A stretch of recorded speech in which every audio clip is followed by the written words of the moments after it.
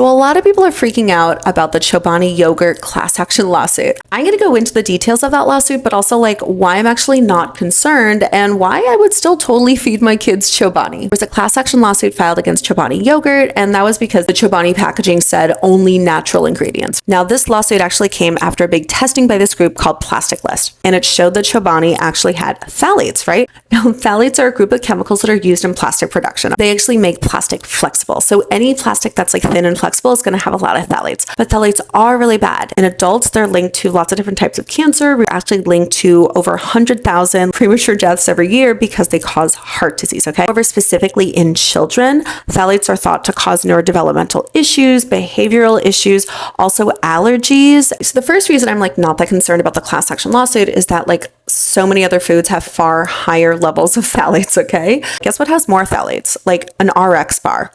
Like boxed macaroni and cheese, which is specifically a children's food, has extremely high levels of phthalates.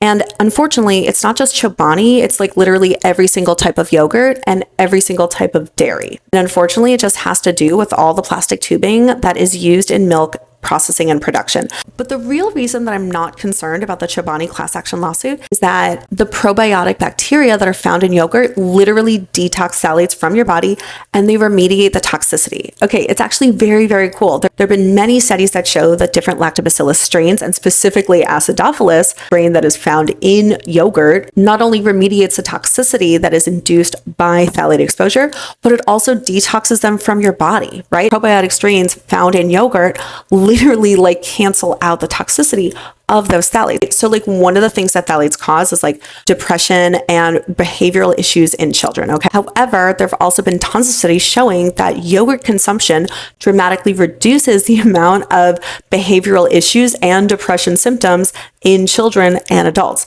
So they're eating an item that is already known to have phthalates. However, they're actually not negatively impacted by the consumption of those phthalates.